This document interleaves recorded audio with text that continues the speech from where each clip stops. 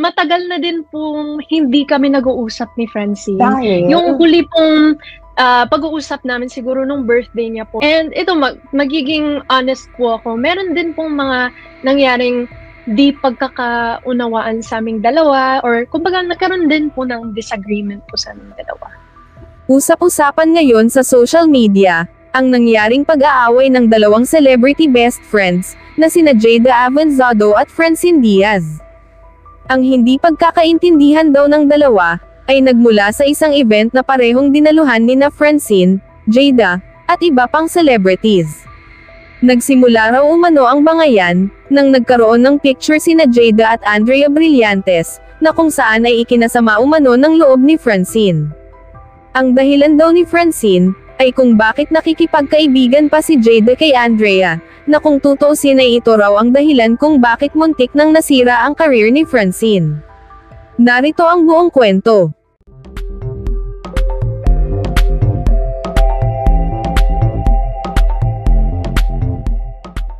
Romel, kamusta po kayo? Hello! Ikaw, ang kumusta ka na? Anak, bakit pambansang sad girl? Parang ayoko yun. Diba? Maligaya kang bata, diba? Oo. Pero, kasi po nanggaling po talaga yun. Actually, parang inside joke yun ng mga fans ko po na sad girl po. Parang, kumbaga, ini-embrace ko po talaga kasi yung mga kanta na sinusulat ko po, mahugot po talaga. So, parang, tinatawag akong sad girl. Eh, ako naman, sinakit ko naman siya. Tapos parang, ayun, parang nag-stick lang talaga siya sa akin. So, eto, Ronald, ako na mauna. Jada, kasi nga, yung latest single mo, yung Right Lover, Wrong Time. Ikaw na nagsabi, sabi ng mga fans mo, may mga hugot doon sa iyong mga kanta. Anong hugot dito sa Right Lover, Wrong Time? Dito pa sa Right Lover, Wrong Time, actually yung hugot ko po talaga, vocal naman po ako pag sinasabi ko po, tungkol siya sa isang napagdaanan ko talaga. And tungkol siya sa konsepto ng parang the one that got away, o totga, kumbaga, na tawag ng mga tao. Tapos parang yung konsepto na yun sa na-experience kong, alam niyo po, may mga bagay or may mga tao na nakikilala po tayo sa ating buhay, tapos you know, sila yung nagtatrato sa atin ng tama, tapos biglang mawawala na lang sila, so sinulat po talaga na ganon. Opo. Romel? Yes! Jada, hello! Good afternoon. Hello po! At syempre, doon na tayo sa hugot, idire-diretso natin ang kwentuhan natin tungkol sa hugot.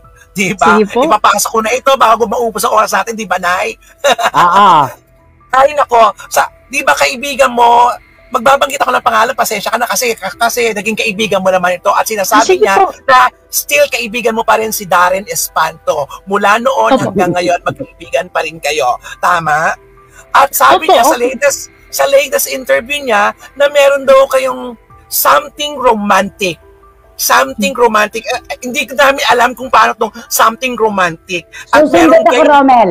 Susunod ako. Meron daw something na nagdesisyon kayong dalawa na i-keep nyo lang within yourselves. Ano ba yun? Ano yung itinago ninyong dalawa? Meron ba kaming dapat malaman na hindi namin talaga nararamdaman? Ayun. Ito po, Nay, tsaka Kuya Romel. Kasi nung interview, actually nagulat ako na, parang nagulat ako, may nag-send na lang po sa akin na sinabi niya po yun. Pero totoo naman po yun sa sinabi niya na way back then, nung mga bata pa po kami, meron po talagang, kumbaga parang may feelings din po na nabuo sa aming dalawa. Nangyari po talaga yun. Pero yung siguro sa decision niya in the moment, and I would say as well na, parang gaya po ng sinabi ni Darren, hindi ko na lang din po parang i-elaborate o ibibigay lahat ng mga detalye. Pero it is true, and alam niyo po, parang naging close din po talaga kasi kami ni Darren dati. Like, he was very close and he was once really special to me. And to this day, okay naman po kami. Lalo na pag nakikita kami. Alam mo, Romel, bibihira ang tulad ni Jada na napakatotoo. Sa iba yan, i-deny yan. Naku, wala po hindi po totoo. Friends lang kami. We were just friends, sasabihin. Pero at least, di ba, sinabi ni Jada, totoo naman po yun. At siguro, yun ang kanyang opinion for the moment. At totoong nagkaroon. Napakatotoong bata. Naku, alam niyo po. Ay, salamat po, Nay. Hindi, walang biro. Bibira ang tulad mo. Sana dumami ang katulad mo. Ay, salamat po, Nay. Okay. At gusto ko din po, kunin yung pagkakataon lang po na to, Nay, nasabihin po sa inyo na maraming salamat po sa lahat ng mga kind words niyo po sa amin. Tsaka syempre, hindi lang po sa akin, pero sa pamilya ko po, sa parents ko po. Anak, you deserve lalo na kahapon po. Oo. You deserve more than that. Alam mo, si Wating-Wating ng London, paboritong-paborito ka. Kahapon siya yung nag-text sa atin na dapat talaga ay magkaroon ng isang singer-actress na tulad mo dahil po pwede kang ipagmalaki ng mga Pilipino. Si Wating-Wating yun. Ay, maraming salamat po. Guguluhin ko ng kaunti yung kwento. Tapos na tayo kay Darren. Marami kasi nagkukwento sa akin at marami rin nagtatanong, di ba magkaibigan kayo dati ni Francine Diaz? Di ba magkaibigan kayo? Ano ang nangyari? Bakit ang tanong sa akin ipinupukol? Ano po ang nangyari kay Jada at kay Francine Diaz? Meron po bang nangyari na hindi maganda, na hindi namin alam? Dahil ikaw daw napaka-secretive mo, hindi ka naman daw nagsasabi ng anumang pangit o mali tungkol kay Francine. Pwede ba ngayong tanghaling ito, magre-request ako sa iyo kahit malayo pa ang Pasko? Anak, pwede bang ikwento mo sa amin kung ano ang totoo? Oo naman po, pero sige po, Nay, sa pagiging pagpapakatotoo po, siguro po, matagal na din pong hindi kami nag-uusap ni Francine. Yung huli pong pag-uusap namin siguro nung birthday niya po, nung binati ko siya in private. And ito, magiging honest po ako, meron din pong mga nangyaring di pagkakaunawaan sa aming dalawa, or kumbaga nagkaroon din po ng disagreement po sa aming dalawa. Okay. Si MJ Marfori nakatutok ngayon ang ating anak-anakan. At alam ko, hello, MJ. Alam ko si MJ pwedeng sundutin ito ng todo-todo. I-correct mo ko, anak, kapag mali ako. Umamin ka kapag totoo ang sasabihin ko. Totoo ba na sa isang party ay nagkasama kayo ni Francine Diaz? At maraming artistang nandoon nung gabi na yon. Nagkataon na nagkaroon ka ng picture with Bright, si Andrea. Totoo ba na pagkatapos niyang makita na nakipag-post ka kay Andrea Brillantes, kulang na lang na murahin ka niya? Anak, gusto kong malaman ang totoo. Kasi hindi ko gusto yung pamemersonal na hindi natin pag-aari ang mundo. Kahit sino ay pwedeng magparetrato kahit kanino. Ano ang totoo sa issue? Ano po, Nay? Well, totoo naman po na nagkasama po kami ni Blythe sa isang party. Tsaka parang nagkataon lang din po talaga kasi co-host po siya ng party na yon. And nagpicture naman po talaga kami. Siyempre po kasi maliit lang naman po yung mundo ng showbiz. Totoo. Pero ito na lang po, Nay. Siguro in respect to the events na nangyari po, sa ngayon po, hindi ko na po i-elaborate po lahat ng mga detalye. Pero, ito na lang po sasabihin ko. Yung picture namin ni Blythe, I would really just say na importante po sa akin na nakikisama po ako sa lahat ng tao po sa industriya. Tama. Alam ko po na meron din pong, nagkaroon din po akong parang konting backlash po sa post na yun o sa nagsama po kami. Pero para po sa akin, pinalaki po ako ng magulang ko po na dapat may respeto po ako sa lahat ng tao na nakikilala ko po sa industriya. And lalo na po sa akin kung si Blythe man po, nagpapakita naman ng maganda o okay na pagtrato sa akin. O walang ginawang masama sa'yo si Blythe. Walang ginawang masama sa'yo. Sorry hindi ako pabor doon. Kung kaaway ko ang isang tao, hindi ako hahanap ng isa pa na aawayin yung tao na kaaway niya. Hindi tama yon sa akin. Tingnan mo, eto na Sabi ni John, akala ko pa naman mabait yang, nako, eto na. Sinasabi ko na itong ibubungan nito. Akala ko pa naman mabait yang Francine Diaz na yan. Maganda siyang tingnan at parang napaka-sophisticated niya at walang kibo. Nakakatakot pala siya. At bakit niya pepersonalin si Jada kung nakipagparetrato man sa tabi ni Blythe? Kung galit siya kay Blythe, walang pakialam ang ibang tao kung makipagretrato man sa tabi niya. Yan, galing ito kay John. Eto pa, may isa pa dito. Kawawa naman si Jada, palibhasa edukada. tinanggap na lang siguro ang lahat ng mga salita nitong si Francine Diaz. Nakakatakot. Akala ko ang ikinagalit ay tungkol kay Seth Fedelin. Anak, nanligaw din sa'yo si Seth Fedelin, di ba? Ano po yun? Sorry po. Di ba nanligaw din sa'yo si Seth Fedelin? Ito na lang po sabihin ko, no comment na lang po. Okay, alam ko na yan, yung mga no comment na yan, sa tagal ko na sa showbiz, sa tagal ko na, 5 dekada na ako dito, alam ko yung no comment. At eto, sabi niya, akala ko pa naman si Seth Fedelin ang reason kung ba't nagalit sa kanya si Francine Diaz. Si Blight pala. Siguro ang sinabi ni Blight, nako, eto na. May nagkwento sa akin yan. Nandun din sa party na yon at awang-awa sa'yo.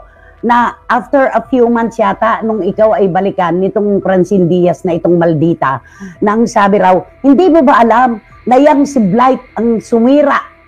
Na nag-try na sumira sa buhay at karir ko. Buti na lang hindi siya naging successful.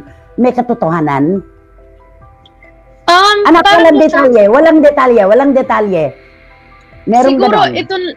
ito na lang po sasabihin ko, Nay, kasi yun nga po, gaya po ng sinabi ko in respect to the people involved. Parang there are certain things din po na it's not my place to say since medyo ito naman magiging prangka po ako, labas po ako sa issue po nila.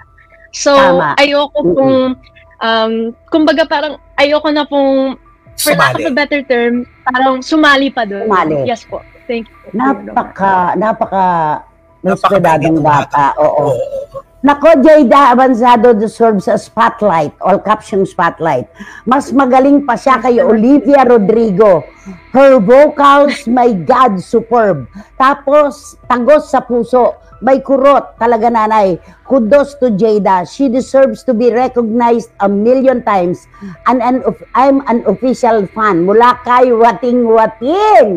Grabe naman.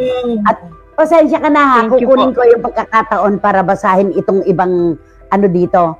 Eto. Sige lang po, Aling Francine, wala ka pa namang napapatunayan para magtaray kay Jayda. At ang mas lalong nakakaalam at nakakakilala din kay Jayda ay ang mga kaibigan nila. Kaya huwag siyang kakawawain. You look demure at para kang hindi makabasag pinggan pero napakamaldita mo pala, sabi ni John. Hindi natin maiiwasan ang mga ganito.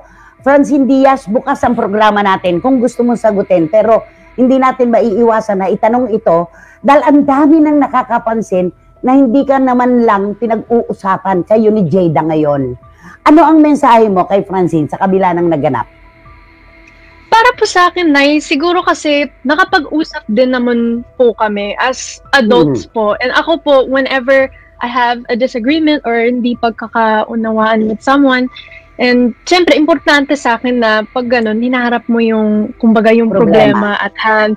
Pero sa akin naman po, parang napag-usapan naman namin ni Francine ng lahat ng kailangan namin pag-usapan. So, wala naman din po akong masasabi sa kanya. Pero ako, just in respect to yung pinagsamahan namin, and yun, nire-respeto ko yun, and pinanghahalagahan ko yun. I wish her well. Ganun na lang po yung sasabihin ko po. Isa pang tanong, anak. And things are civil. Did she say sorry to you for what happened? Meron pong nangyari pong usapan po sa aming dalawa. We were able to talk about yung naging problema po namin, and maayos naman yung pag-uusap na po yun. Alam mo, pag nalaman ni Blight itong issue na ito, panibagong malaking issue ito dahil hindi papayag si Blight na nandahil lang sa pagpaparetrato niyong magkasama ay pepersonalin ka nitong Francine Diaz na ito. Hindi titigil yan. Sa totoo lang, Romel, sa totoo lang. Halatang may breeding po si Jayda. Halatang may breeding po si Jayda. Napakahusay sumagot at maingat ang pagsasalita. Maganda din po ang pagpapalaki ng mga magulang. Sabi ni Dan Clavesillas, yun naman ang maipupuri natin kay Dingdong Avanzado at kay Jessa Saragosa. Pag mali ang anak, pinangangaralan nila. Kapag tama, ipaglalaban nila. Ganun po talaga. Nako, eto na. Napakagandang bata ni Jayda, pati ang boses minana sa kanya mga magulang. Panigurado po na malayo ang mararating ng batang ito na napaka-marespeto. Nako, dami-dami nagte-text dito, nagagalit kay Francine Diaz. Ano Nanay, may daw? tanong pa po ako kay Jada. Saving! Yes po. Jada, habang tumatagal ka sa showbiz, ano ang mga natutunan mo na ay ganito pala yun, nare-realize mo na ay ganito pala yun, meron ka ng realization habang nakikilala mo ng unti-unti at tumatagal ka na sa showbiz, ano yun? Oo naman po, marami din po akong natutunan, siguro parang from personal experience, ito po masasabi ko, syempre, marami kang makikilalang iba't ibang klaseng tao. And basta kailangan dapat sa lahat ng mga mapagdadaanan mo, dapat manatili kang humble, tsaka wag mong kakalimutan yung pinanggalingan mo at yung mga taong tumulong sa'yo para makaakyat ka. And alam ko po yun na wala pa po ako sa punto kung gustong marating talaga sa career ko po. Pero hindi ko po makakalimutan lahat ng mga tumutulong sa akin at patuloy na tumutulong sa akin. And sa lahat ng taong mga nakilala ko na kahit pa kung ano man nangyari, may natutunan din ako sa kanila. At hindi ko makakalimutan lahat ng mga lessons na natutunan ko sa kanila. Yan. At alam mo, Romel, itinatawid ni Jada at ng kanyang mga magulang yung pagtanaw ng utang na loob. Kasi parang regalo yan. Ibinalot mo pero hindi mo naman ibinigay kapag hindi mo sinabi at itinarating. Di ba? Naku, Jada, pasalamat ka at naku, napakaganda ng breeding mo. Eto na, hindi ko po pwedeng hindi kasi basahin itong mga ano to. Sino ba yung Francine Diaz na yan? Napakamaldita pala niyan. Akala ko pa naman mabait siya. Galing kay Paulo Balde ng Biracatanduanes. Aba, maldita ka pala, Francine Diaz. Saan ka ba? Ano ba to? Saan ka ba galing, ining? Sabi ni Edilitad. Ano ba yan? Nakakaloka. Jada, alam ko. Yes, Nay. Meron kang bagong gerang haharapin, pero anak, hindi masama na harapin ang problema basta ikaw ay nasa panig ng katotohanan. Imbitahan na natin ang ating mga kababayan para sa iyong napakagandang awitin, Right Lover, Wrong Time.